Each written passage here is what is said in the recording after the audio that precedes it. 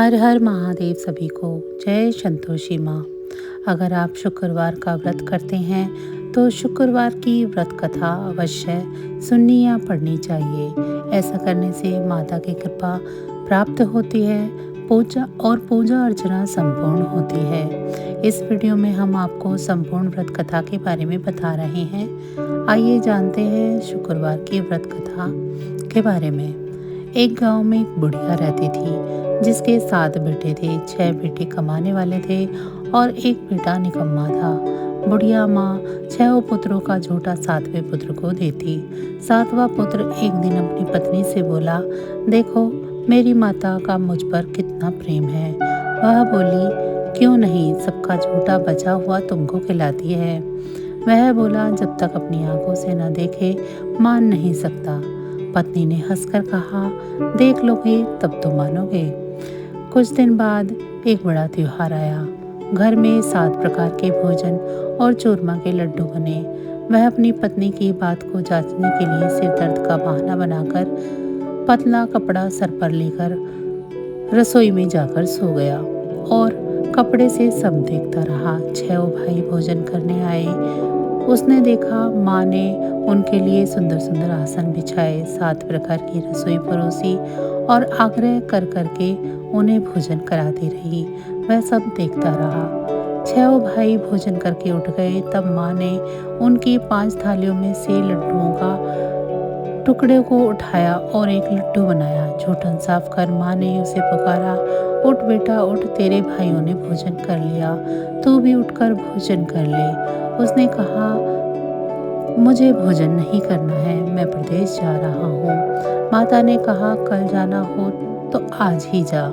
वह बोला, हाँ हाँ जा रहा हूँ। यह कहकर वह घर से निकल गया। चलते समय उसे पत्नी की याद आई।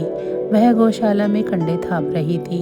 वहाँ जाकर वह बोला, मेरे पास तो कुछ नहीं है, यह अंगूठी है, सो ले लो और अपनी कोई निशानी मुझे दे दो। वह बोली, मेरे पास क्या है, यह गोबर भरा हाथ है। यह कहकर पत्नी ने उसकी पीठ पर गोबर के हाथ की थाप मार दी। वह चला गया। चलते चलते दूर देश में पहुंचा। वहाँ एक साहूकार की दुकान थी। वहाँ जाकर बोला, सेठ जी मुझे नौकरी पर रख लो। साहूकार को नौकर की सख्त ज़रूरत थी। साहूकार ने कहा, काम देखकर तनख्वाह मिलेगी। उसने कहा, सेठ जी आप जैसा ठीक समझो। उसे साहूकार के यहाँ नौकरी मिल गई। वह वहाँ दिन रात काम करने लगा। कुछ दिन में दुकान का लेन देन, हिसाब किताब, ग्राहकों को माल बेचना, सारा काम करने लगा। साहूकार के 7-8 नौकर थे। वे सब चक्कर खाने लगे, लेकिन उसने अपनी लगन, परिश्रम और ईमानदारी से सभी को पीछे छोड़ दिया। उसे अपने किए का फल मिला। सेठ ने भी उसका काम देखा और 3 महीने में ही उसे मुनाफे में साझेदार बना लिया। परिश्रम करते करते 12 वर्ष में ही वह एक नगर का नामी सेठ बन गया और सेठ अपना सारा कारोबार उस पर छोड़कर बाहर चला गया। इधर उसकी पत्नी पर क्या बीती वह सुने। सास ससुर उसे दुख देने लगी। गृहस्थी का काम करवाकर उसे लकड़ी लेने जंगल में भेजते। इस बीच घर की रोटियों के आटे से जो भूसी निकलती उसकी रोटी बनाकर रख दी जाती और फूटे नारियल की नरेली में पानी दिया जाता। इस तरह दिन बीतते रहे। एक दिन जब वह जंगल में लकड़ी लेने जा रही थी, तब उसे रास्ते में बहुत सी स्त्रियां संतोषी माँ का व्रत करती दिखाई दी। यह वहाँ खड़ी होकर पूछने लगी, बहनों तुम ये किस देवता का व्रत कर रही हो और इसके करने से क्या फल होता है? इस व्रत के करने की क्या विधि है? यदि तुम अपने इस व्रत का विधान मुझे समझाकर कहोगी तो मैं तुम्हारा बड़ा एहसान मानूंगी।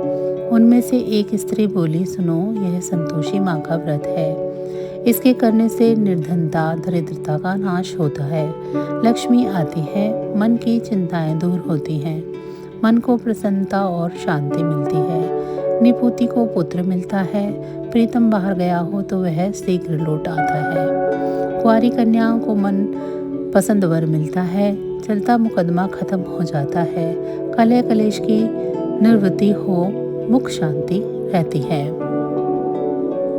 घर में धन जमा न हो तो जायदाद का लाभ भी होता है तथा और भी मन में जो कुछ भी कामना हो सब संतोषी माँ की कृपा से पूरे हो जाते हैं, इसमें कोई संदेह नहीं है। वह पूछने लगी, यह व्रत कैसे किया जाता है, यह भी बताओ तो बड़ी कृपा होगी।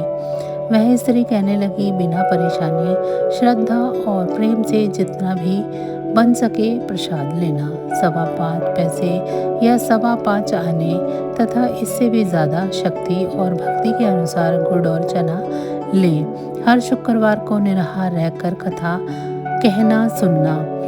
इसके ओम बीज कम नहीं टूटे। लगातार नियम पालन से करना होगा। सुनने वाला कोई न मिले तो घर का दीपक जलाकर उसके आगे जल के पात्र को रख कथा कहना, परंतु नियम न टूटे। जब तक कार्य सिद्ध न हो नियम पालन करना और कार्य सिद्ध हो जाने पर व्रत का उद्यापन करना। 3 मास में माता पूरा फल प्रदान करती है। यदि किसी के ग्रह खोटे हैं तो भी माता 1 वर्ष में अवश्य उनको अनुकूल करती है। कार्य सिद्ध होने पर उद्यापन करना चाहिए, बीच में नहीं। उद्यापन में 2.5 सेर आटे का खाजा और इसी अनुसार खीर या चने का साग बनाना। 8 बच्चों को भोजन कराना। जहाँ तक मिले देवर जेठ भाई बंधु कुटुंब के लड़के लेना, न मिले तो रिश्तेदारों और पड़ोसियों के लड़के बुलाना। उन्हें भोजन करा यथाशक्ति दक्षिणा दे। माता का नियम पूरा करें। ध्यान रखना उस दिन घर में कोई भी खटाई ना खाए। यह सुन वह वहाँ से चल दे। रास्ते में लकड़ी का बोझ को बेच दिया और उन पैसों से गुड़ चना ले माता के व्रत की तैयारी करने लगी। रास्ते में संतोषी माँ के मंदिर में जा माता के चरणों में लौटने लगी। विनती करने लगी, माँ मैं दीन हूँ, निपट मूर्ख हूँ, व्रत के नियम कुछ नहीं जानते हूँ, मैं बहुत दुखी हूँ। हे माता मेरा दुख दूर करो, मैं तेरी शरण में हूँ। माता को दया आई। एक शुक्रवार बीता था कि दूसरे शुक्रवार को ही उसके पति का पत्र आया और तीसरे शुक्रवार को उसका भेजा हुआ पैसा आ पहुंचा। यह देखकर जेठानी मुंह सिकोड़ने लगी। इतने दिनों बाद इतना पैसा आया, इसमें क्या बड़ाई है। लड़के ताने देने लगे। काकी के पास अब पत्र आने लगे, रुपया आने लगा। अब तो काकी की खातिर बढ़ेगी, अब तो काकी बुलाने पर भी नहीं भूलेगी। बेचारी सरलता से कहती, भैया पत्र आए, रुपया आए तो हम सबके लिए अच्छा है। ऐसा कहकर आंखों में आंसू भरकर संतोषी माँ के मंदिर में जा पहुंची। वहाँ मातेश्वरी के चरणों में गिरकर रोने लगी। माँ मैंने तुमसे पैसा नहीं मांगा, मुझे पैसे की क्या काम, मुझे तो अपना सुहाग से काम है, मैं तो अपने स्वामी के दर्शन और सेवा मांगती हूँ। तब माता ने प्रसन्न होकर कहा, जा बेटी तेरा स्वामी जल्द ही आएगा। यह सुन खुशी से बावली हो वह घर आकर काम करने लगी। संतोषी माँ विचार करने लगी, इस भोली पुत्री से मैंने कह तो दिया है कि तेरा पति शीघ्र आएगा, पर आएगा कहाँ से। वह तो इसे स्वप्न में भी याद नहीं करता। उसे इसकी याद दिलाने के लिए मुझे ही जाना पड़ेगा। संतोषी माता ने उस बुढ़िया के बेटे को स्वप्न में समझाया, पुत्र तेरी घरवाली कष्ट उठा रही है। वह बोला, हाँ माता मुझे मालूम है, परंतु क्या करूं, वहाँ कैसे जाऊं, प्रदेश की बात है, लेन देन का सारा हिसाब किताब है, कोई जाने का रास्ता नजर नहीं आता, आप ही कोई राह दिखाएं कि वहाँ कैसे जाऊं। माँ कहने लगी, सवेरे नहा धोकर संतोषी माँ का नाम ले, घी का दीपक जला दंडवत कर और दुकान पर जा बैठना। देखते ही देखते तेरा लेन देन सब चुक जाएगा, जमा माल सब बिक जाएगा, सांझ होते होते धन का ढेर लग जाएगा। वह अगले दिन सुबह जल्दी उठा। उसने अपने मित्र बंधुओं परिचितों से स्वप्न में माता द्वारा कही गई बात कह सुनाई। वे सब उसकी बात सुनकर उसकी खिल्ली उड़ाने लगे। वे कहने लगे कि कहीं अब कभी सपने की कोई बात भी सच्ची होती है। एक बूढ़ा व्यक्ति बहुत समझदार था। वह बोला, देखो भाई मेरी बात मानो, इस तरह सांच या झूठ कहने के बदले देवता ने जैसा कहा है वैसा ही करना। तेरा क्या जाता है। बूढ़े की बात मानकर नहा धोकर उसने संतोषी माँ को प्रणाम किया। फिर दीपक जलाकर दुकान पर जा बैठा। शाम तक धन का ढेर लगाया। वह हैरान हुआ। मन में संतोषी माँ का नाम ले प्रसन्न होकर घर जाने के वास्ते गहना कपड़ा व सामान खरीदने लगा। सब काम से निपट कर अपने घर को रवाना हुआ। उधर उसकी पत्नी जंगल में लकड़ी काटने गई थी। लौटते वक्त थक जाने के कारण संतोषी माँ के मंदिर में विश्राम करने बैठ गई। यह तो उसका रोज रुकने का स्थान था। धूल उड़ती हुई देखा तो उसने माता से पूछा, हे माता, यह धूल कैसी उड़ रही है। माँ ने कहा, हे पुत्री, तेरा पति आ रहा है। अब तू ऐसा कर, लकड़ियों के 3 भुज बना ले, एक नदी के किनारे रख, दूसरा मेरे मंदिर पर और तीसरा अपने सर पर रख। तेरे पति को लकड़ी का गट्ठा देखकर मोह पैदा होगा। वह यहाँ रुकेगा, नाश्ता पानी बनाकर खाकर माँ से मिलने जाएगा। तू लकड़ी का बोझ उठा कर जाना और बीच चौक में गड्ढा डालकर 3 आवाज़ें जोर से लगाना। लो सासू जी, लकड़ियों का गट्ठा लो। भूखी को 2 रोटी, नारियल के खोपरे में पानी दो। आज कौन मेहमान आया है। संतोषी माँ की बात सुनकर वह बहुत अच्छा माँ कहकर प्रसन्न मन से लकड़ियों की 3 बोझ बना लाई। एक नदी के तट पर, दूसरा माता के मंदिर पर रख। इतने में ही मुसाफिर वहां पहुंचा। सूखी लकड़ी देखकर उसकी इच्छा हुई कि अब यहीं विश्राम कर ले और भोजन बनाकर खा पीकर गांव चले। इस प्रकार भोजन कर विश्राम कर वह अपने गांव में आ गया। उसी समय बहू सिर पर लकड़ी का गट्ठा लिए आई। उसने गट्ठे को आंगन में डाला, जोर से 3 आवाज दी। लो सासू जी, लकड़ी का गट्ठा लो, भूसे की रोटी दो, नारियल के खोपर में पानी दो। आज कौन मेहमान आया है। यह सुनकर सास ने अपने दिए हुए कष्टों को भुलाने के लिए कहा, बहू तू ऐसा क्यों कहती है, तेरा मालिक ही आया है।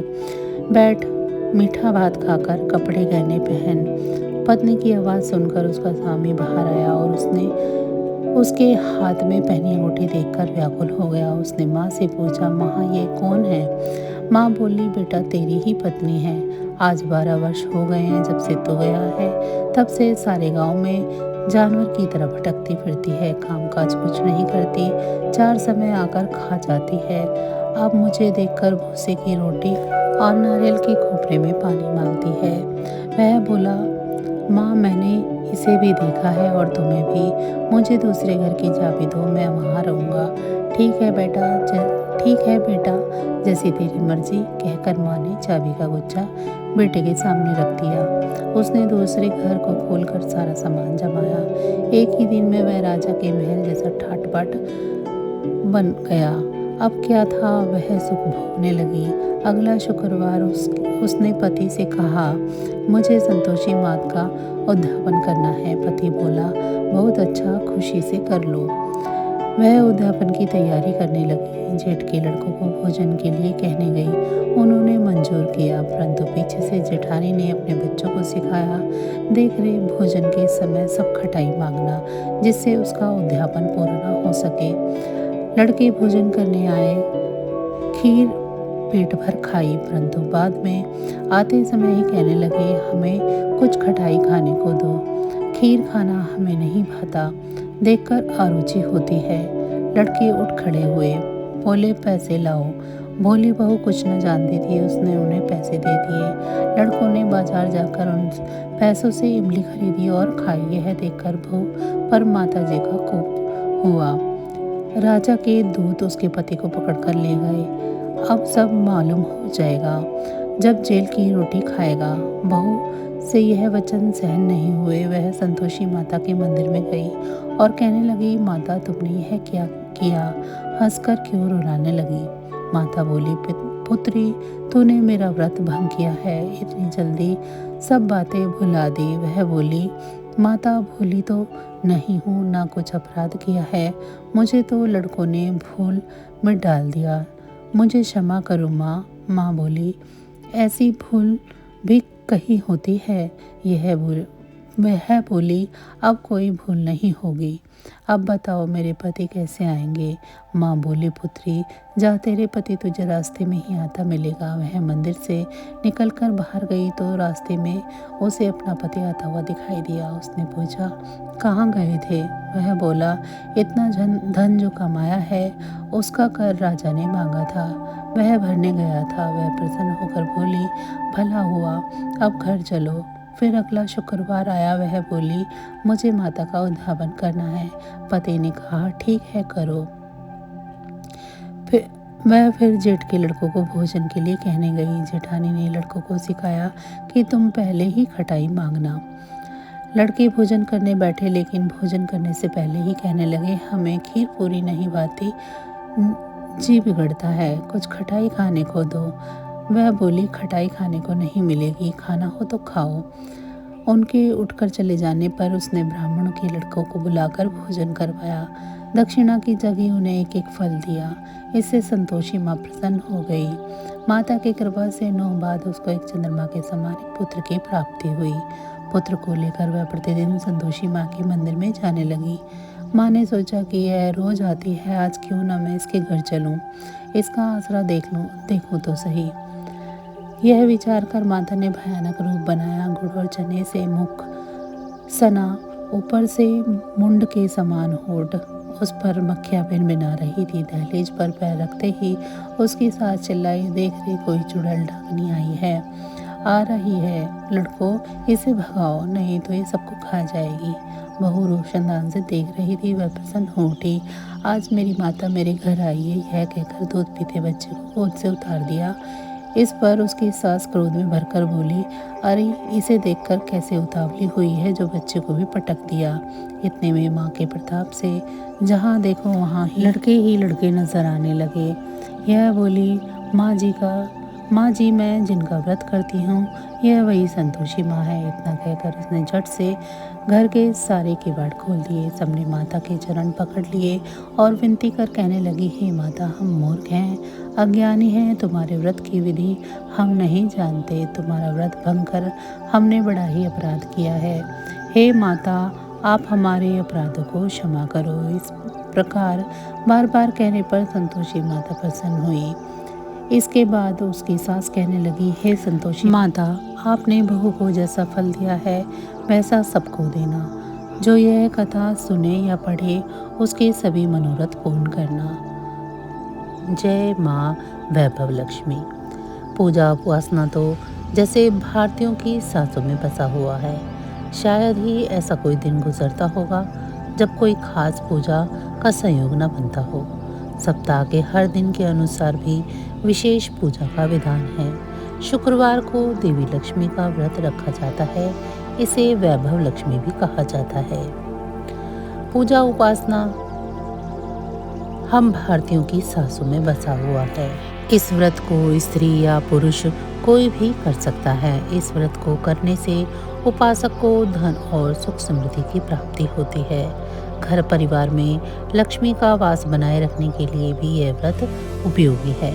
इस दिन स्त्री पुरुष लक्ष्मी की पूजा करते हैं और पूजा करते हुए सफ़ेद फूल, सफ़ेद चंदन आदि से पूजा करते हैं। खीर से भी भगवान को भोग लगाकर प्रसाद ग्रहण करते हैं। इस व्रत के दिन उपासक को एक समय भोजन करना चाहिए। अगर कोई व्यक्ति माता वैभव लक्ष्मी का व्रत करने के साथ ही लक्ष्मी श्री यंत्र को स्थापित कर उसकी नियमित रूप से पूजा करता है तो उसके व्यापार में वृद्धि और धन में बढ़ोतरी होती है।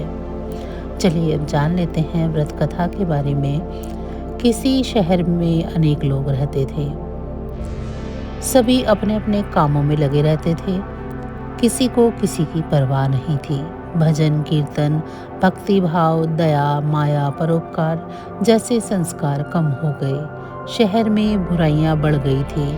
शराब, जुआ, रेस, चोरी, डकैती वगैरह बहुत से गुनाह शहर में होते थे। इनके बावजूद शहर में कुछ अच्छे लोग भी रहते थे। ऐसे ही लोगों में शीला और उसके पति की गृहस्थी मानी जाती थी। शीला धार्मिक प्रवृत्ति की और संतोषी स्वभाव की महिला थी। उसका पति भी विवेकी और सुशील था। शीला और उसका पति कभी किसी की बुराई नहीं करते थे और प्रभु भजन में अच्छी तरह से समय व्यतीत कर रहे थे। शहर के लोग उनकी गृहस्थी की सराहना करते थे। देखते ही देखते समय बदल गया। शीला का पति बुरे लोगों की संगति में पड़ गया। अब वह जल्द से जल्द करोड़पति बनने के ख्वाब देखने लगा, लेकिन वह गलत रास्ते पर चल पड़ा। फलस्वरूप वह करोड़पति बन गया, यानी रास्ते पर भटकते भिखारी जैसे उसकी हालत हो गई। शराब, जुआ, रेस, चरस, गांजा वगैरह बुरी आदतें शीला के पति में लग गई। दोस्तों के साथ उसे भी शराब की आदत हो गई। इस प्रकार उसने अपना सब कुछ रेस जुए में गंवा दिया। शीला को पति के बर्ताव से बहुत दुख हुआ, किंतु वह भगवान पर भरोसा कर सब कुछ सहने लगी। वह अपना अधिकांश समय प्रभु भक्ति में बिताने लगी। अचानक एक दिन दोपहर को उसके द्वार पर किसी ने दस्तक दी। शीला ने द्वार खोला तो एक मांझी खड़ी थी। उसके चेहरे पर अलौकिक तेज निखार आ रहा था। उनकी आंखों में से मानो अमृत बह रहा था। उसका भव्य चेहरा करुणा और प्यार से छलक रहा था। उसको देखते ही शीला के मन में अपार शांति छा गई। शीला के रोम रोम में आनंद छा गया। शीला ने उस मांझी को घर के अंदर ले आई। घर में बिठाने के लिए कुछ भी नहीं था, अतः शीला ने सकोचा सा एक फटी हुई चादर पर उसको बिठाया। मांझी बोली, क्यों शीला, मुझे पहचाना नहीं? हर शुक्रवार को लक्ष्मी जी के मंदिर में भजन कीर्तन के समय मैं वहीं आती हूँ। इसके बावजूद शीला कुछ समझ नहीं पा रही थी। फिर मांझी बोली, तुम बहुत दिनों से मंदिर नहीं आई, अतः मैं तुम्हें देखने चली आई। मांझी के अति प्रेम भरे शब्दों से शीला का हृदय पिघल गया। उसकी आंखों में आंसू आ गए और वह बिलक बिलक कर रोने लगी। मांझी ने कहा, बेटी, सुख और दुख तो धूप और छांव के जैसे होते हैं। धैर्य रखो बेटी, मुझे तेरी सारी परेशानी बता दो। मांझी के व्यवहार से शीला को काफ़ी संभाल मिला और सुख की आस में उसने मांझी को अपनी सारी कहानी कह सुनाई। कहानी सुनकर मांझी ने कहा, कर्म की गति न्यारी होती है। हर इंसान को अपने कर्म भुगतने पड़ते हैं, इसीलिए तू चिंता मत कर। अब तू कर्म भुगत चुकी है, अब तेरे सुख के दिन आएंगे। तू तो माँ लक्ष्मी जी की भक्त है। माँ लक्ष्मी जी तो प्रेम और करुणा की अवतार हैं। वे अपने भक्तों पर हमेशा ममता रखती हैं। इसीलिए तू धैर्य रखकर माँ लक्ष्मी का व्रत कर, इससे सब कुछ ठीक हो जाएगा। शीला के पूछने पर मांझी ने उसे व्रत की सारी विधि बताई। मांझी ने कहा, बेटा, माँ लक्ष्मी का व्रत बहुत ही सरल है। उसे वरदल लक्ष्मी व्रत या वैभव लक्ष्मी कहा जाता है। यह व्रत करने वाले की सभी मनोकामनाएं पूर्ण होती है और वह सुख संपत्ति और यश प्राप्त करता है। शीला यह सुनकर आनंदित हो गई। शीला ने संकल्प करके आंखें खोली तो सामने कोई नहीं था। वह विस्मित हो गई और मांझी कहाँ गई। शीला को तत्काल यह समझते हुए देर न लगी कि मांझी और कोई नहीं, साक्षात लक्ष्मी जी ही थी। दूसरे दिन शुक्रवार था। सवेरे स्नान कर स्वच्छ वस्त्र पहनकर शीला ने मांझी द्वारा बताई गई विधि से पूरे मन से व्रत किया। आखिरी में प्रसाद वितरण हुआ। यह प्रसाद पहले पति को खिलाया। प्रसाद खाते ही पति के स्वभाव में फर्क पड़ गया। उस दिन शीला को मारा नहीं, उसने सताया भी नहीं। शीला को बहुत आनंद हुआ। उनके मन में वैभव लक्ष्मी व्रत के लिए श्रद्धा और बढ़ गई। शीला ने पूर्ण भक्ति श्रद्धा से 21 शुक्रवार तक वैभव लक्ष्मी का व्रत किया। 21वें शुक्रवार को मांझी के कहे मुताबिक उद्यापन विधि कर इस 7 स्त्रियों को वैभव लक्ष्मी की 7 पुस्तकें उपहार में दी। फिर माता जी के धन लक्ष्मी स्वरूप की छवि को वंदन करते हुए मन से मन ही मन प्रार्थना करने लगी, हे माँ धन लक्ष्मी, मैंने आपका वैभव लक्ष्मी व्रत करने की मन्नत मानी थी। वह व्रत आज पूर्ण हो गया है। हे माँ, मेरी हर विपत्ति दूर करो, हमारा सबका कल्याण करो। जिसे संतान न हो उसे संतान देना, सौभाग्यवती स्त्री का सौभाग्य अखंड रखना। कुंवारी लड़की को मनभावन पति देना। जो आपका यह चमत्कारी वैभव लक्ष्मी का व्रत करे, उनकी सब विपत्ति दूर करना, सभी को सुखी करना। हे माँ, आपकी महिमा अपार है।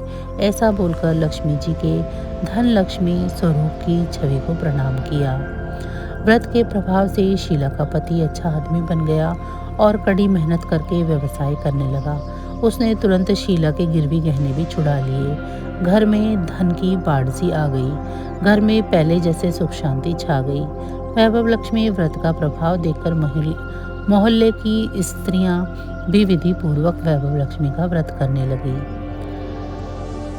वैभव लक्ष्मी व्रत उद्यापन की विधि के बारे में जान लेते हैं।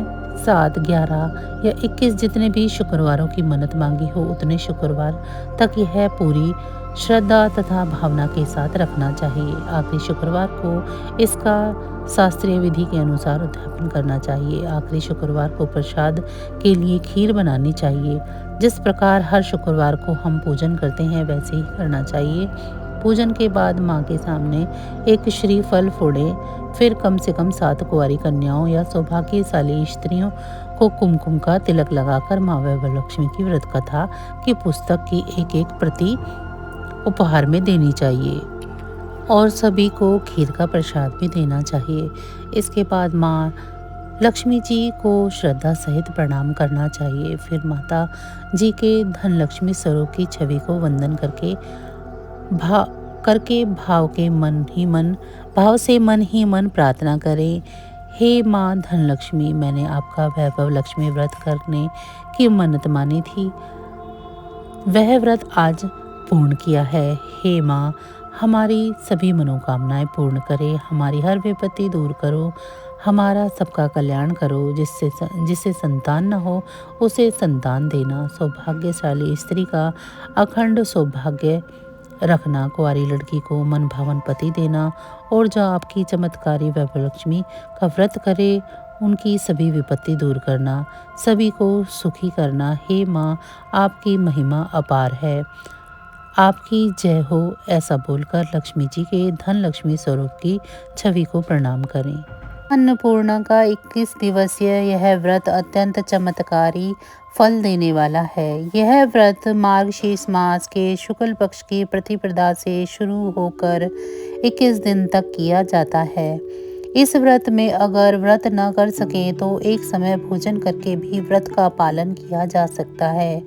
इस व्रत में सुबह घी का दीपक जलाकर माता अन्नपूर्णा की कथा पढ़ें और भोग लगाएं।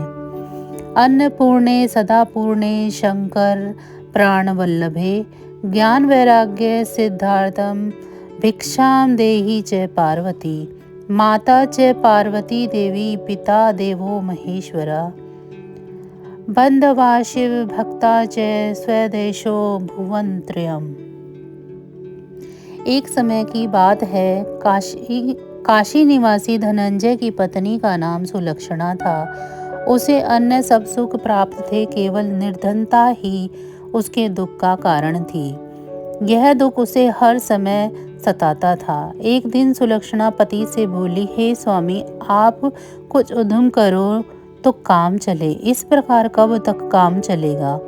सुलक्षणा की बात धनंजय के मन में बैठी गई और वह उसी दिन विश्वनाथ शंकर जी को प्रसन्न करने के लिए बैठ गया और कहने लगा, हे देवाधिदेव विश्वेश्वर, मुझे पूजा पाठ कुछ नहीं आता, केवल तुम्हारे भरोसे बैठा हूँ। इतनी विनती करके वह 2-3 दिन तक भूखा प्यासा बैठा रहा।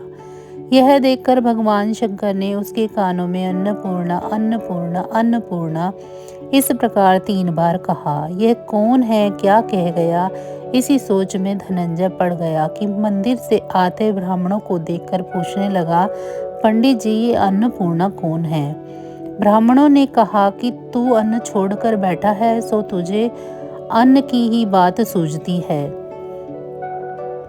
जा घर जाकर अन्न ग्रहण कर। धनंजय घर गया, स्त्री से सारी बात कही।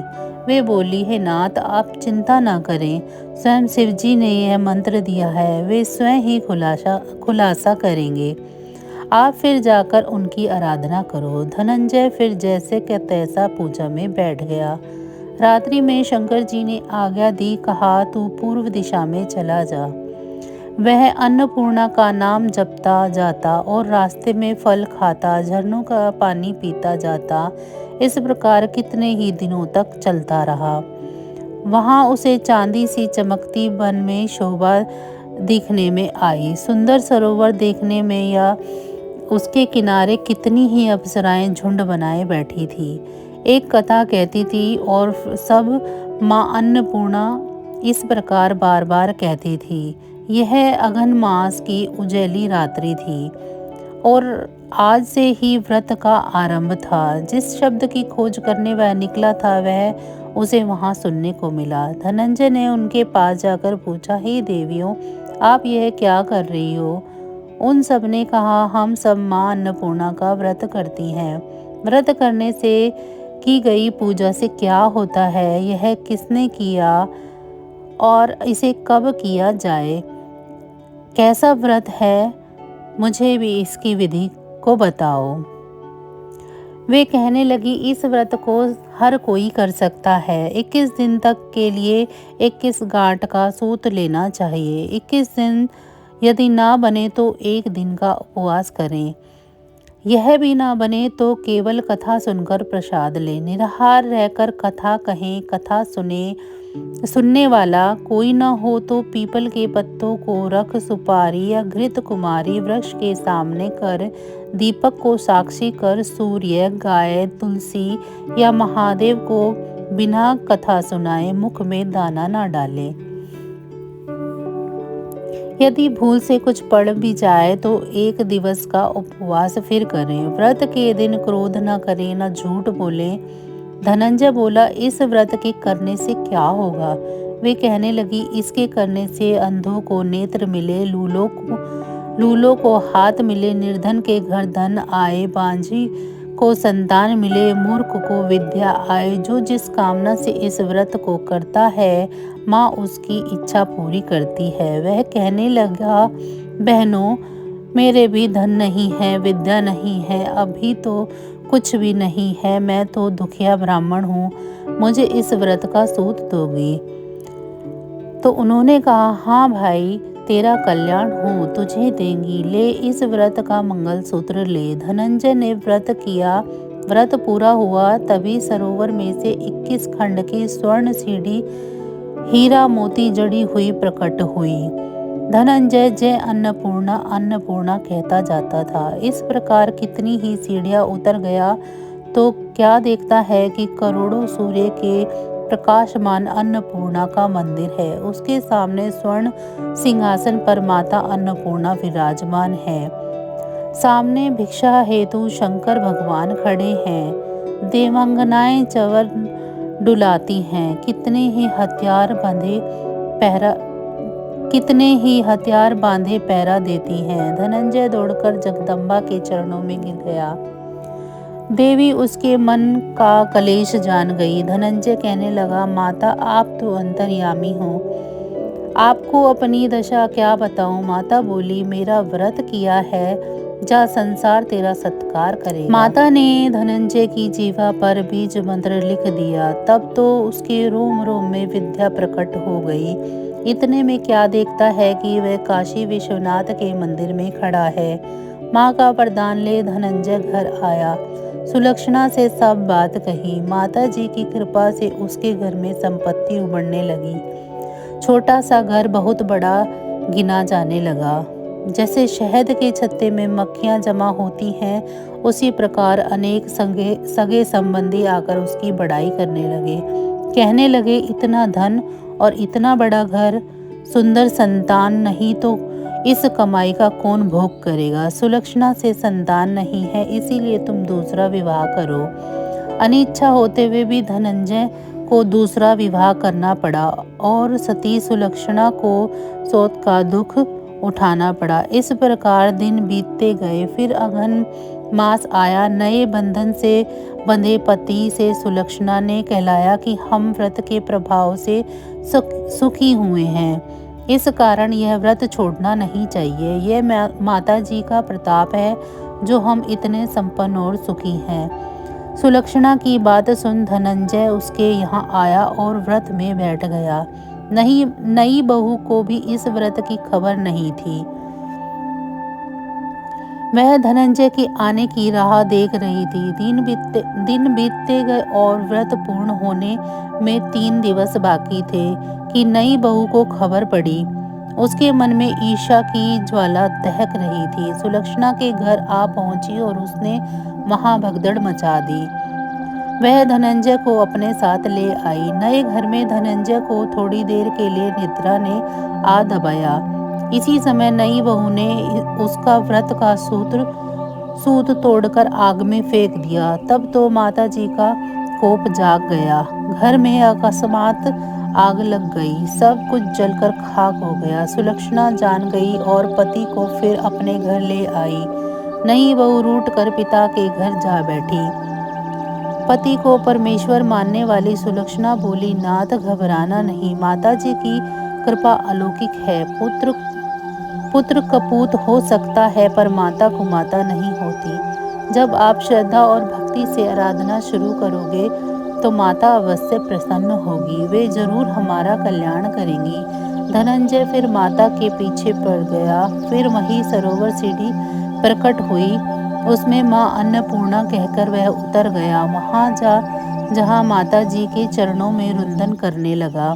माता जी प्रसन्न हो बोली, यह मेरी स्वर्ण की मूर्ति ले, उसकी पूजा कर, तू फिर सुखी हो जाएगा। जा, तुझे मेरा आशीर्वाद है। तेरी स्त्री सुलक्षणा ने श्रद्धा से मेरा व्रत किया है, उसे मैंने पुत्र दिया है। धनंजय की आंखें खुली तो खुद को काशी विश्वनाथ के मंदिर में खड़ा पाया। वहां से फिर उसी प्रकार घर को आया। इधर सुलक्षणा के दिन चढ़े और महीने पूरे होते ही पुत्र का जन्म हुआ। गांव में आश्चर्य की लहर दौड़ गई। मानता आने लगा। इस प्रकार उसी गांव के निसंतान सेठ के पुत्र होने पर उसने माता अन्नपूर्णा का मंदिर बनवा दिया। उसमें माता जी धूमधाम से पधारी, यज्ञ किया और धनंजय को मंदिर के आचार्य का पद दे दिया। जीविका के लिए मंदिर की दक्षिणा और रहने के लिए बड़ा सुंदर सा भवन दिया। धनंजय स्त्री पुत्र सहित वहां रहने लगा। माता जी के चढ़ावे में भरपूर आमदनी होने लगी। उधर नई बहू के पिता के घर डाका पड़ा, सब लुट गया। वे भीख मांगकर पेट भरने लगे। सुलक्षणा ने यह सुना तो उसे बुला भेजा, अलग घर में रख लिया और उसके अन्न वस्त्र का प्रबंध कर दिया। धनंजय, सुलक्षणा और उसका पुत्र माता जी की कृपा से आनंद से रहने लगे। माता जी ने जैसे इनके भंडार भरे वैसे ही सबके भंडार भरे। तो सब बोलिए जय मां अन्नपूर्णा। तो बस आज की जानकारी इतनी ही थी। फिर मिलेंगे हम आपको ऐसी ही किसी अन्य जानकारी के साथ। तब तक अगर आपको मेरी ये जानकारियाँ अच्छी लग रही हैं तो मेरी वीडियो को लाइक करें। मेरे चैनल को सब्सक्राइब नहीं किया है तो मेरे चैनल को सब्सक्राइब करें और कमेंट बॉक्स में ये ज़रूर बताएं कि आपको ये मेरी सभी जानकारियाँ कैसी लग रही हैं। आप सभी का बहुत बहुत धन्यवाद।